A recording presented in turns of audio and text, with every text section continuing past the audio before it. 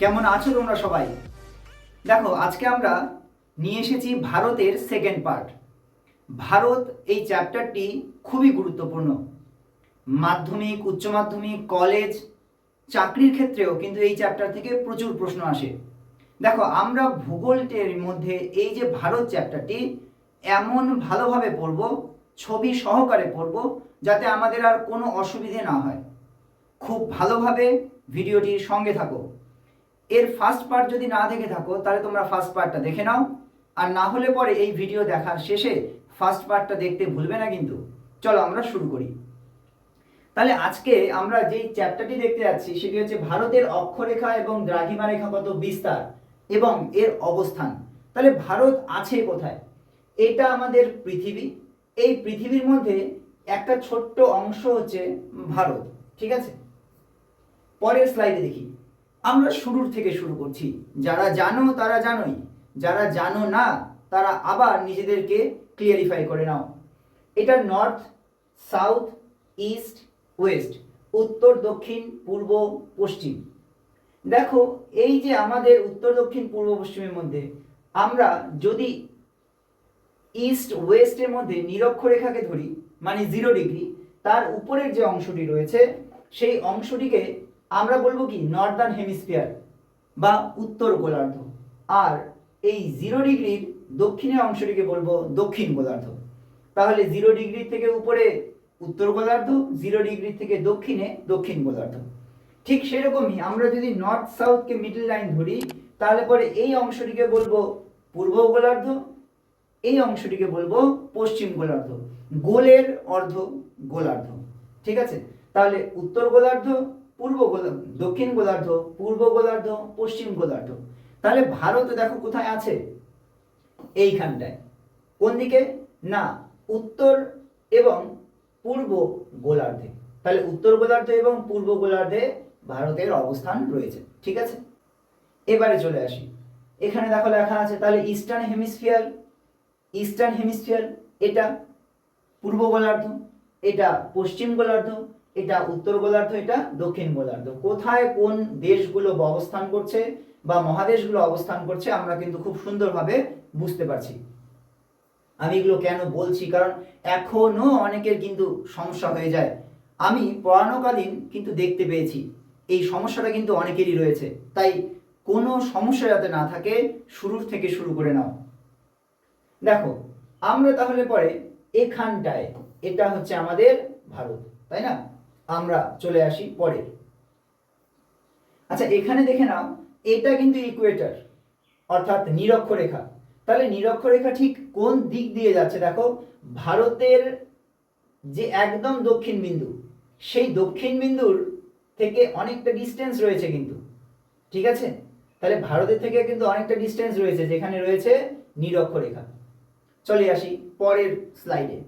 এখানে তোমরা দেখতে পাচ্ছ প্রায় ভারতের দক্ষিণ বিন্দু থেকে নিরক্ষরেখার দূরত্ব প্রায় 933 কিলোমিটার। ঠিক আছে, 933 কিলোমিটার, অর্থাৎ কন্যাকুমারী থেকে নিরক্ষরেখা হচ্ছে 933 কিলোমিটার। এবং সেখানেই যদি আমরা আন্দামান নিকোবর দ্বীপপুঞ্জ ধরি, ভারতের, আমরা একটু পরে দেখব, ভারতের দক্ষিণতম বিন্দু অর্থাৎ ভারত ভূখণ্ডের দক্ষিণতম বিন্দু হচ্ছে কন্যাকুমারী। ঠিক আছে, কিন্তু যদি আমরা আন্দামান নিকোবর দ্বীপপুঞ্জকে এখানে নিয়ে আসি তাহলে ইন্দিরা পয়েন্ট যে অংশটি রয়েছে সেটি কিন্তু এর থেকেও দূরে। এখানে যদি আমরা একটা লাইন টানি তোমরা দেখতে পাবে, তাই না? তাহলে পরে এই বিন্দুটা কে বলা হয় কন্যাকুমারী, আর এটাকে বলা হয় ইন্দিরা পয়েন্ট। তাহলে ইন্দিরা পয়েন্ট কিন্তু আরো একটু দক্ষিণে অবস্থান করছে। ঠিক আছে, আচ্ছা এবারে একটা ছবির মাধ্যমে দেখিয়ে দিই। এটা আমাদের পৃথিবী, এগুলোকে বলা হয় অক্ষরেখা, এগুলোকে বলা হয় অক্ষরেখা। আর এরকমই আমরা যদি উত্তর থেকে দক্ষিণে রেখাগুলোকে যুক্ত করি সেগুলোকে বলা হয় দ্রাঘিমা রেখা। ঠিক আছে, আমি জানি অনেকেই জানো, আরেকবার দেখে নাও। দ্রা মানে দাঁড়িয়ে আছে, দ্রা মানে দাঁড়িয়ে আছে, অর্থাৎ দ্রাঘিমা রেখাগুলো দাঁড়িয়ে আছে। তাহলে যেটা শুয়ে আছে সেটাই অক্ষরেখা। ঠিক আছে, আচ্ছা এখানে তোমরা দেখে নাও। তাহলে পরে এই যে রেখাটা আছে, এই রেখাটাকে বলা হয় অক্ষরেখা, ল্যাটিটিউড। ঠিক আছে, ভারতের দক্ষিণে আরেকটা অক্ষরেখা আছে, তাহলে এটাকে বলা হয় 37 ডিগ্রি 6 মিনিট থেকে 6 ডিগ্রি 7 মিনিট। তাহলে এর মাঝখানে কে রয়েছে? এই ভারতটা রয়েছে। তাহলে যদি বলে অক্ষরেখাগত বিস্তার কত, ভারতের অক্ষরেখাগত বিস্তার কত, তাহলে আমাদের কি বলতে হবে? তাহলে বলতে হবে 6 ডিগ্রি 7 মিনিট থেকে 6 ডিগ্রি 7 মিনিট নর্থ থেকে 37 ডিগ্রি 6 মিনিট নর্থ। তাহলে এর মাঝখানে, এই দুটো অক্ষরেখার মাঝখানে ভারতের অবস্থান রয়েছে। ঠিক আছে, বুঝতে পেরেছো? আচ্ছা, তাহলে পরে এটা কিন্তু আন্দামান নিকোবর আইল্যান্ড। যদি আমরা বলি ভারত এই যে ভূখণ্ড রয়েছে, এই ভূখণ্ডের শেষ বিন্দু অর্থাৎ কন্যাকুমারী, তাহলে কিন্তু হবে না। তাহলে বলতে হবে আমাদের কত? 8 ডিগ্রি 4 মিনিট নর্থ থেকে 37 ডিগ্রি 6 মিনিট নর্থে মধ্যে ভারত রয়েছে। তাহলে আমরা আন্দামান নিকোবর আইল্যান্ডকে আমরা যদি ধরি, তাহলে আমাদের বলতে হবে 6 ডিগ্রি 7 মিনিট নর্থ। কিন্তু যদি আমরা কন্যাকুমারীকে ধরি, তাহলে আমাদের বলতে হবে 8 ডিগ্রি 4 মিনিট নর্থ। ঠিক আছে, তাহলে আমাদের অক্ষরেখাগত বিস্তার কত? তাহলে তোমরা 37 ডিগ্রি 6 মিনিট থেকে কি বলবে? 6 ডিগ্রি 7 মিনিট নর্থের মধ্যে আমাদের রয়েছে। তাহলে এটাও ইনক্লুড হয়ে গেল। ক্লিয়ার? আচ্ছা, তাহলে যদি আমাদের পরীক্ষায় আসে যে অক্ষরেখাগত বিস্তার কত, তাহলে তোমরা এটা মেনশন করবে আর এটা মেনশন করবে। ক্লিয়ার হয়ে গেল। নেক্সটে চলে আসি, দ্রাঘিমা রেখাগত বিস্তার। এবারে চলে আসি দ্রাঘিমা রেখাগত বিস্তার। তাহলে দ্রাঘিমা রেখা একটু আগে আমরা বললাম যেগুলো দাঁড়িয়ে আছে সেগুলো দ্রাঘিমা রেখা। তাহলে যেগুলো দাঁড়িয়ে আছে অর্থাৎ এগুলো দাঁড়িয়ে আছে, এগুলো দাঁড়িয়ে আছে, তাহলে এগুলো হচ্ছে দ্রাঘিমা রেখাগত বিস্তার। তাহলে এই যে দ্রাঘিমা রেখাগত বিস্তারগুলো, এইদিকেও ইস্ট, এইদিকেও ইস্ট, কারণ আমরা প্রথমেই দেখেছিলাম পূর্ব গোলার্ধে রয়েছে, তাই না? পূর্ব গোলার্ধে রয়েছে, ওর জন্য আমরা ইস্ট বলছি। তাহলে পূর্ব গোলার্ধে যদি থাকে, তাহলে পরে আমরা এখানটায় দেখে নিই। দেখো, আমাদের এখান থেকে এই দ্রাঘিমা রেখা থেকে আমাদের এই দ্রাঘিমা রেখাগত যে ডিস্টেন্সটা রয়েছে সেটা কত? সেটা হচ্ছে 29 ডিগ্রি। আচ্ছা, আমরা বলবো কি তাহলে? আমাদের হচ্ছে 68 ডিগ্রি 7 মিনিট থেকে 68 ডিগ্রি 7 মিনিট থেকে 97 ডিগ্রি 25 মিনিট, তাহলে 97 ডিগ্রি 25 মিনিট ইস্ট, এটা হচ্ছে আমাদের দ্রাঘিমা রেখাগত বিস্তার। তাহলে যদি পরীক্ষায় প্রশ্ন আসে যে আমাদের দ্রাঘিমা রেখাগত বিস্তার কত, তাহলে আমাদের কি বলতে হবে? 68 degree 7 minute east two 97 degree 25 minute east. তাহলে এর মধ্যে কিন্তু ভারত অবস্থান করছে। আচ্ছা, এবারে চলে আসি আমাদের এই জায়গাটাতে। আমাদের দেখো এখান থেকে মানে ইস্ট থেকে ওয়েস্টে কত ডিগ্রি ডিফারেন্স? 29 degree something. ঠিক আছে, তাহলে 29 ডিগ্রি ডিফারেন্স মনে রাখবে। আমাদের ক্যালকুলেশন কি বলছে? 1 ডিগ্রিতে সময়ের পার্থক্য কত? 4 মিনিট। তাহলে 1 ডিগ্রিতে সময়ের পার্থক্য 4 মিনিট। তাহলে পরে 29 ডিগ্রিতে কত হবে? তাহলে 4 ইন্টু 29। তাহলে যদি 4 ইন্টু 29 হয় 116 minutes, near about 120 minutes. 120 minutes যদি আমি ধরে নিই, তাহলে কত হচ্ছে? যদি আমি আওয়ার দিই অর্থাৎ 60 দিয়ে ডিভাইডেড করি, তাহলে কত হচ্ছে? 2 আওয়ার্স। মানে 120 মিনিট, যদি আমি 116 মিনিটকে হিসাবের জন্য 120 মিনিট ধরে নিই, আর যদি আমি 60 মিনিট অর্থাৎ 1 ঘন্টায় আমি ভাগ করি, তাহলে কত হচ্ছে? 60 দিয়ে আমি যদি 120কে ভাগ করি, 2 আওয়ার্স। তাহলে এখান থেকে এখানে সময়ের পার্থক্য কত হবে? 2 ঘন্টা। তোমরা কি বুঝতে পেরেছো? না বুঝতে পারলে কমেন্ট করবে, কিন্তু প্রশ্ন করবে। দেখো, তাহলে আমাদের ইস্ট থেকে ওয়েস্টের দিকে সময়ের পার্থক্য 2 ঘন্টা। যদি সকাল 4টার সময় এখানে মর্নিং হয়, এখানে মর্নিং হবে কটার সময়? সকাল 6টার সময়। কেন? কারণ 29 ডিগ্রি সামথিং মিনিটস ডিফারেন্ট আছে। আসলে এটা কত ঘন্টা ডিফারেন্স? 2 ঘন্টার ডিফারেন্স। তাহলে সূর্য যদি এখানে 4টার সময় ওঠে, এখানে সূর্য আমরা দেখতে পাবো কখন? 2 ঘন্টা পর। ঠিক আছে, চলো যদি বুঝতে না পেরে থাকো আরেকবার রিপিট করে তুমি দেখে নিও, তাহলে অবশ্যই বুঝতে পারবে। চলো এবারে চলে আসি। তাহলে আমরা সেই যা কিছু জানলাম সেগুলোকে আমি এখানে লিখে দিয়েছি। দেখো, তাহলে পরে উত্তর গোলার্ধ, পূর্ব গোলার্ধ এগুলো সব বলা আছে, ঠিক আছে। এখানে অক্ষাংশগত বিস্তার এবং দ্রাঘিমাগত বিস্তারগুলো এখানে খুব সুন্দরভাবে বলে দেওয়া আছে। এবারে চলে আসি টাইম ডিফারেন্স, যেটা আমি একটু আগেই বললাম। তাহলে পরে এখানে যদি এখানে অর্থাৎ অরুণাচল প্রদেশ, তাহলে অরুণাচল প্রদেশে যদি সকালবেলা 4টার সময় হয়, তাহলে এখানে সূর্যোদয় কখন হবে? 6টা সময় হবে। কেন? তাহলে এখানে টাইম ডিফারেন্সটা কত? 2 আওয়ার্স। 2 আওয়ার্স কেন হলো? কারণ একটু আগে দেখালাম যে 1 ডিগ্রিতে সময় পার্থক্য কত? 4 মিনিট। তাহলে যদি 1 ডিগ্রিতে সময় পার্থক্য 4 মিনিট হয়, তাহলে পরে এখানটায় কত ডিগ্রি ডিফারেন্স? 29 degree difference. তাহলে 29 ডিগ্রিতে কত হবে? 29 ইন্টু 4, তাহলে 116 হচ্ছে, নিয়ার অ্যাবাউট 120। তাহলে 120 মিনিট মানে 2 ঘন্টা। তাহলে পরে এখান থেকে এখানে সময় পার্থক্য কত? 2 ঘন্টা, ঠিক আছে। তাহলে এখানটা এটা বলে দেওয়া আছে। তাহলে যদি অরুণাচল প্রদেশে সকাল 4টার সময় ভোর হয়, তাহলে আমাদের গুজরাটে সূর্যোদয় কখন হবে? সকাল 6টার সময়। নেক্সট চলে আসি এবারে দেখো আরেকটা জিনিস। আসলে যখন আমরা ভারত চ্যাপ্টারটা পড়তে যাচ্ছি, বইয়ের মধ্যে খুব সংক্ষেপে শেষ করে দিয়েছে, কিন্তু তোমরা যদি ভালোভাবে না জানো বিষয়গুলো, গভীরে গিয়ে না পড়তে পারো, না বুঝতে পারো, তাহলে কিন্তু চ্যাপ্টার তোমাদের শেষ হয়ে যাবে, কিন্তু প্রশ্নের উত্তরগুলো করতে পারবে না। তো ভালোভাবে দেখে নাও। চলো এবারে দেখি।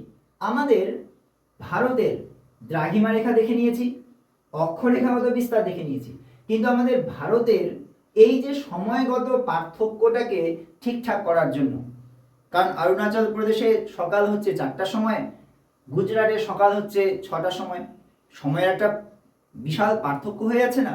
তো কাজেরও পার্থক্য হয়ে যাবে। সরকারি যে কাজগুলো, ট্রেন চলা বা ফ্লাইট চলা, এগুলো সব কিছু গোলমাল হয়ে যাবে। তাই একটা নির্দিষ্ট টাইম ফিক্সড করা দরকার একটা দেশের জন্য। তাহলে একটা নির্দিষ্ট টাইম ফিক্স করার জন্য আমরা কি করলাম না, মাঝামাঝি একটা সময়কে বেছে নিলাম। মাঝামাঝি কোন সময়টা? না দেখে নাও এখানটায় যে 82 ডিগ্রি 30 মিনিট।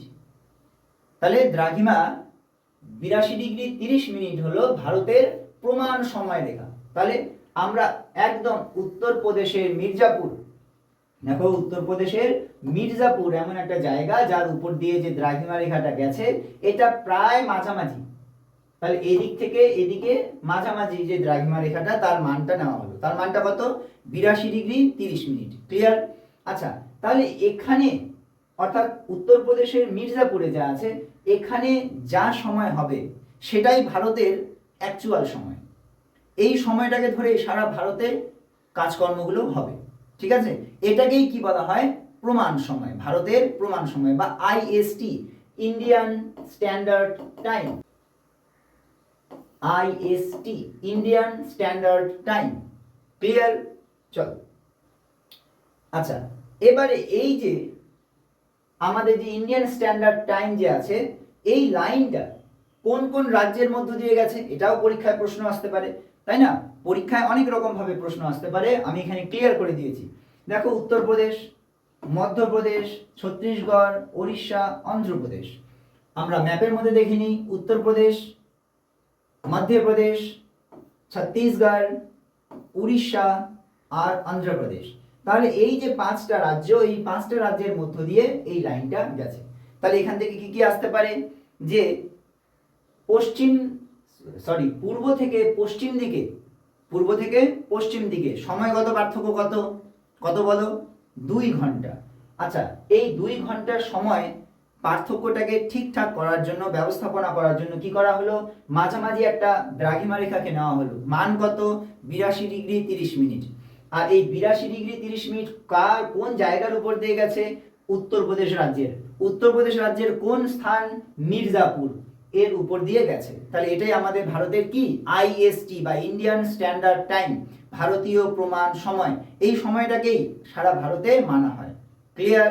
আচ্ছা, নেক্সট আর কি বলা হচ্ছে, যদি প্রশ্ন আসে যে ভারতের কতগুলো রাজ্যের উপর দিয়ে গেছে, 5টা রাজ্য। কতগুলো? আবার বলো, 5টা রাজ্য। ঠিক আছে। আচ্ছা, কোন কোন রাজ্য? তাহলে উত্তরপ্রদেশ, মধ্যপ্রদেশ, ছত্তিশগড়, উড়িষ্যা আর আমাদের অন্ধ্রপ্রদেশ। তাহলে এই 5টা রাজ্যের মধ্য দিয়ে আমাদের ইন্ডিয়ান স্ট্যান্ডার্ড টাইম বা ভারতীয় প্রমাণ সময় গেছে। ক্লিয়ার?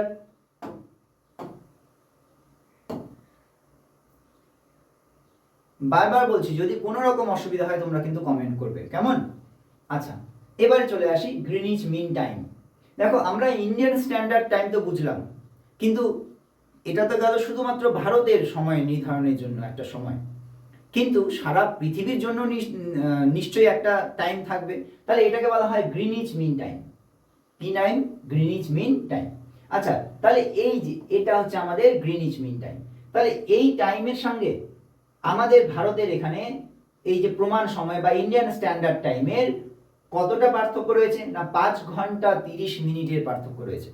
তাহলে আমাদের এখানে 5 ঘন্টা 30 মিনিট আগেই কিন্তু আমাদের এখানে সূর্যোদয় হয়, ওদের ওখানে 5 ঘন্টা 30 মিনিট পরে সূর্যোদয় হয়।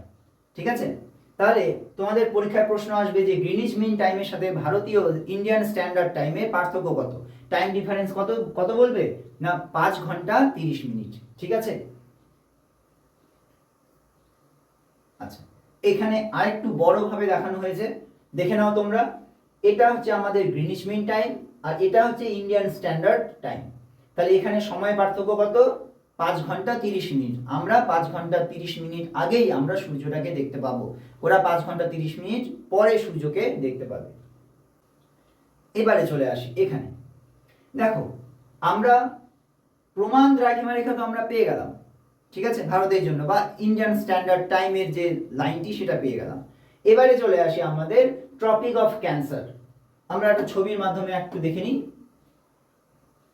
দেখো, যদি আমাদের এটা হয় পৃথিবী, তাহলে এটা হচ্ছে নিরক্ষরেখা মান 0 ডিগ্রি, এটা হচ্ছে 23.5 ডিগ্রি নর্থ, এটা হচ্ছে 23.5 ডিগ্রি সাউথ। ঠিক আছে। তারপরে এখানে 90 ডিগ্রি নর্থ, 90 ডিগ্রি সাউথ। এটাকে বলছে হচ্ছে tropic of cancer. Tropic of cancer বা বাংলায় বলি আমরা কর্কট ক্রান্তি রেখা। ঠিক আছে।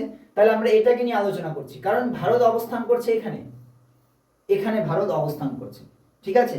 তাহলে ভারতের প্রায় মাঝামাঝি দিয়ে একটা রেখা চলে গেছে যার মান কত? 23.5 ডিগ্রি, কর্কট ক্রান্তি রেখা। ঠিক আছে। তাহলে এই কর্কট ক্রান্তি রেখা, তাহলে পরীক্ষায় বারবার এই প্রশ্নটা আসে যে কর্কট ক্রান্তি রেখা কতগুলো রাজ্যের উপর দিয়ে গেছে, কোন কোন রাজ্যের উপর দিয়ে গেছে, তোমরা কি জানো? একবার নিজেকে জিজ্ঞেস করো, তোমরা কি জানো কি জানো না? যদি না জানো তাহলে জেনে নাও। কতগুলো রাজ্য? 8টা রাজ্যের মধ্য দিয়ে গেছে। কি কি? গুজরাট, রাজস্থান, মধ্যপ্রদেশ, ছত্তিশগড়, ঝাড়খণ্ড, পশ্চিমবঙ্গ, ত্রিপুরা, মিজোরাম। তাহলে 8টা রাজ্যের মধ্য দিয়ে কিন্তু এই কর্কট ক্রান্তি রেখাটি গেছে, যার মান কত? 23.5 ডিগ্রি নর্থ। চলো দেখে নাও এখানটায় গুজরাট, রাজস্থান, মধ্যপ্রদেশ, ছত্তিশগড়, ঝাড়খণ্ড, ওয়েস্ট বেঙ্গল, ত্রিপুরা, মিজোরাম। ঠিক আছে।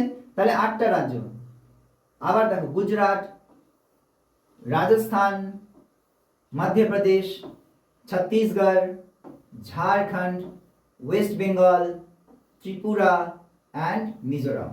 তাহলে এই যে আছে, এই যে 8টা রাজ্য আছে, এই 8টা রাজ্যের মধ্য দিয়ে কি গেছে? কর্কট ক্রান্তি রেখা। ঠিক আছে, কর্কট ক্রান্তি রেখা।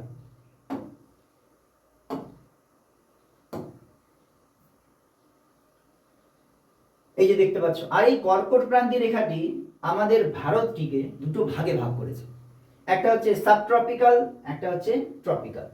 দেখো, এই যে কর্কট ক্রান্তি রেখাটি এখানে দেখতেই পাচ্ছ তোমরা, একটা হচ্ছে ক্রান্তীয় অঞ্চল আর একটা হচ্ছে উপক্রান্তীয় অঞ্চল। তাহলে উপক্রান্তীয় অঞ্চল কোনটা? এটা সাবট্রপিক্যাল। আর নিচেরটা হচ্ছে কি? ট্রপিক্যাল। ঠিক আছে। দেখো, নিচে কিন্তু একটু গরম বেশি থাকবে সারা বছর, বৃষ্টি বেশি থাকবে, ঠিক আছে, শীত কম থাকবে। কিন্তু উপরের দিকে দেখো গ্রীষ্ম খুব কম থাকবে, হালকা ঠান্ডা থাকবে, মাঝারি বৃষ্টিপাত হবে, এটা হচ্ছে সাবট্রপিক্যাল। তাহলে প্রশ্ন আসতে পারে যে ভারতে কোন রেখাটি ভারতকে দুটো জলবায়ু অঞ্চলে ভাগ করেছে, একটা হচ্ছে সাবট্রপিক্যাল, একটা হচ্ছে ট্রপিক্যাল। তাহলে সেই লাইনটি কি? কর্কট ক্রান্তি রেখা। তাহলে উপরেরটাকে কি বলবে? সাবট্রপিক্যাল, নিচেরটাকে কি বলবে? ট্রপিক্যাল। ক্লিয়ার? ভারতের সর্ব উত্তরের বিন্দু, দক্ষিণের বিন্দু আমরা প্রথমের দিকে দেখেছিলাম না? এবারে আমরা সেটাকে ক্লিয়ার করব। তাহলে ভারতের সব থেকে উত্তর বিন্দু, দক্ষিণের বিন্দু, পূর্বের বিন্দু এবং পশ্চিমের বিন্দু আমরা সম্পর্কে জানবো। চলো একবারে ভারতের সব থেকে উপরে যে বিন্দুটি রয়েছে তাকে বলা হয় ইন্দিরা কল। কি বলা হয়? ইন্দিরা কল। এবং ভারতের তামিলনাড়ুর একেবারে শেষের দিকে যে বিন্দুটি রয়েছে তাকে কি বলা হয়? কন্যাকুমারী। তাকে বলা হয় কন্যাকুমারী। তাহলে উত্তরের বিন্দুটিকে বলা হয় ইন্দিরা কল, আর ভারতের দক্ষিণের বিন্দুটিকে বলা হয় কন্যাকুমারী, যেটি তামিলনাড়ুতে রয়েছে। ক্লিয়ার? ভারতের পূর্ব এবং পশ্চিমেও কিন্তু অবস্থান করছে। কিন্তু আরেকটা জিনিস দেখে নিই, তাহলে উত্তরের এবং দক্ষিণে তো জানলাম, কিন্তু ভারতের সর্বদক্ষিণ যদি বলে, ভারতের একেবারে দক্ষিণ, তাহলে কিন্তু এটা হবে না। কোনটা হবে? হবে হচ্ছে ইন্দিরা পয়েন্ট। তাহলে ইন্দিরা পয়েন্ট কিন্তু কন্যাকুমারীর থেকেও নিচে অবস্থান করছে। ক্লিয়ার? তাহলে ভালো করে প্রশ্নটা বুঝতে হবে। যদি বলে ভারতের দক্ষিণতম বিন্দু এটা, ভারতের সর্বদক্ষিণতম বিন্দু ইন্দিরা পয়েন্ট। একটা হচ্ছে ইন্দিরা কল, ইন্দিরা পয়েন্ট। দেখো আমি আমার স্টুডেন্টদের জন্য একটা জিনিস বলে রাখি, অনেক সময় তোমরা ভুলে যাবে ইন্দিরা কল আর ইন্দিরা পয়েন্ট। ইন্দিরা কল, কলের থেকে জল পড়ে, তো কলটা উপরে থাকবে, আর যে বিন্দুটা পড়বে, জলের যে বিন্দুটা, সেটা কোথায় পড়বে? নিচে পড়বে। তাহলে ইন্দিরা কল, কল উপরে আছে, জল বিন্দু তাহলে নিচে, তাহলে ইন্দিরা কলটা উপরে, ইন্দিরা পয়েন্টটা নিচে। ঠিক আছে? এইভাবে তোমরা মনে রাখতে পারবে। নেক্সট, আমাদের উত্তর এবং দক্ষিণ বিন্দু দেখে নিলাম, কিন্তু পূর্ব ও পশ্চিম বিন্দু কি কি আছে? পূর্ব, সর্বপূর্বে যে বিন্দুটি রয়েছে তাকে বলা হয় কিবিথু, যেটা অরুণাচল প্রদেশে রয়েছে। তাহলে ভারতের সর্বপূর্বের বিন্দু হচ্ছে কিবিথু, এবং ভারতের সর্বপশ্চিমের বিন্দু হচ্ছে গুহার মথার। ঠিক আছে? তাহলে গুহার মথার এমন একটা জায়গা যেটা ভারতের সব থেকে পশ্চিমের বিন্দু। ঠিক আছে? তাহলে বারবার কিন্তু পরীক্ষায় এটা প্রশ্ন আসে, সর্ব উত্তরের বিন্দু, দক্ষিণের বিন্দু, সর্বদক্ষিণের বিন্দু, পূর্বের বিন্দু এবং সর্ব পশ্চিমের বিন্দু কোনটি? আমরা প্রায় শেষের দিকে চলে এসেছি ভিডিওটার, আরেকটু আমরা দেখে নিই। দেখো আমাদের এই যে ভারত রয়েছে, এই ভারতের মধ্যে বেশ কিছু জায়গা রয়েছে, যে জায়গাগুলো সম্পর্কে আমাদের একটু ভালোভাবে জানা দরকার। সেটা কি না? বর্ডার। আমাদের ভারতের পশ্চিম থেকে আমরা যদি শুরু করি, গুজরাটের পাশ থেকে দেখো, এই বর্ডারটিকে বলা হয় উত্তরের বর্ডার। ঠিক আছে? তাহলে উত্তরের বর্ডার, এবং এটা দক্ষিণেরটাকে উপকূলীয় বর্ডার বলা হয়। তাহলে স্থলভাগের বর্ডার এবং জলভাগের বর্ডার। ঠিক আছে? আচ্ছা, আমরা এবারে দেখে নিই, আমাদের এই জায়গাটায় চলে আসো। দেখো আমাদের যে স্থলভাগের যে বর্ডারটি আছে, আমাদের যে আন্তর্জাতিক স্থল সীমান্ত রয়েছে সেটা কত কিলোমিটার? 15,200 কিলোমিটার। ঠিক আছে? 15,200 কিলোমিটার। সেই 15,200 কিলোমিটার কোনটা? এটা, এই যেটা আছে এটা হচ্ছে 15,200 কিলোমিটার।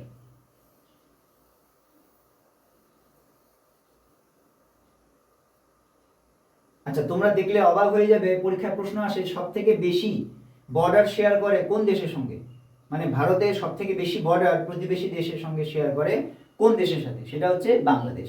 তাহলে বাংলাদেশের সঙ্গে ভারত সব থেকে বেশি বর্ডার শেয়ার করে। ঠিক আছে? চলো এখানে দেখি, পাকিস্তানের সঙ্গে প্রায় 3,300 কিলোমিটার, আফগানিস্তানের সঙ্গে 106 কিলোমিটার বর্ডার শেয়ার করে, চীনের সঙ্গে 3,488 কিলোমিটার, নেপালের সঙ্গে 1,751 কিলোমিটার, ভুটানের সঙ্গে 699 কিলোমিটার, বাংলাদেশের সঙ্গে 4,096 কিলোমিটার, এবং মায়ানমারের সঙ্গে 1,643 কিলোমিটার বর্ডার শেয়ার করে কে? ভারত। তাহলে এখানে দেখতে পাচ্ছ আমি স্টার করে দিয়েছি, তাহলে বাংলাদেশের সঙ্গে সব থেকে বেশি বর্ডার শেয়ার করে ভারত। আর সব থেকে কম বর্ডার শেয়ার করে দেখতেই পাচ্ছ তোমরা আফগানিস্তান 106 কিলোমিটার। ঠিক আছে, আচ্ছা এবারে চলে আসি আমাদের দক্ষিণে।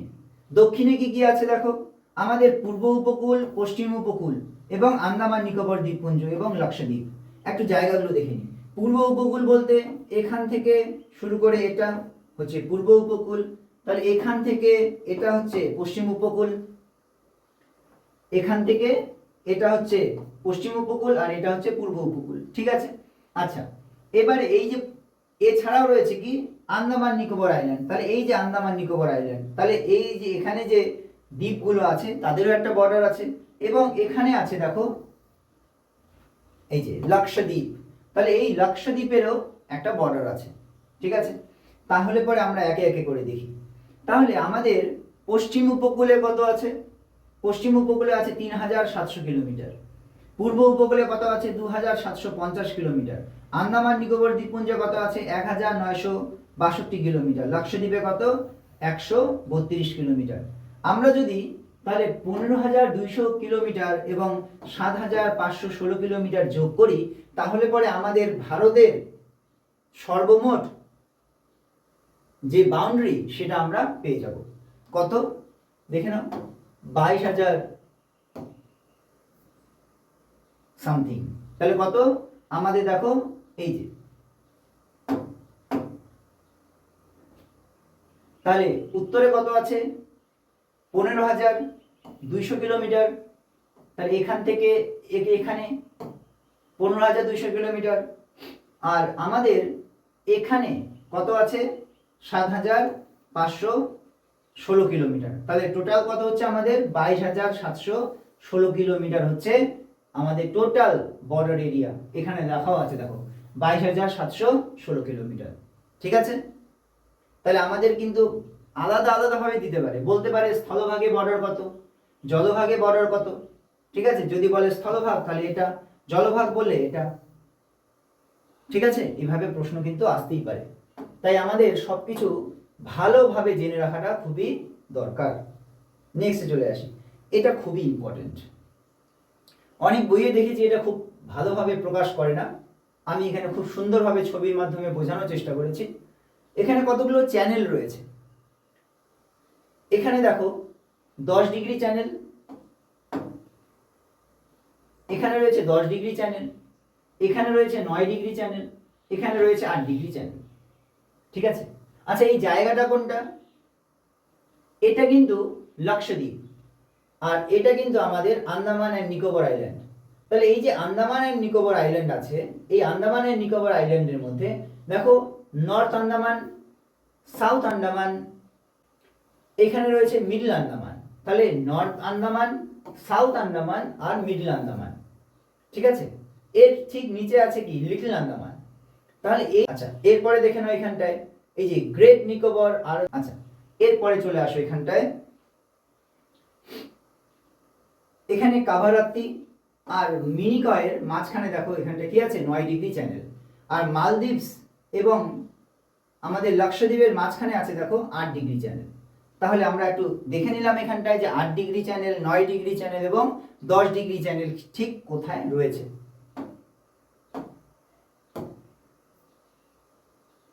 তাহলে এতক্ষণ ধরে তোমরা কি কি দেখলে আজকে প্রথমে দেখলে যে ভারতের অক্ষরেখা এবং দ্রাঘিমা রেখাগুলো, তাদের বিস্তার, তাদের মাঝখানে ডিফারেন্স কত, অক্ষরেখাগত এবং দ্রাঘিমা রেখাগত বিস্তারের মানগুলো কত, তাই না?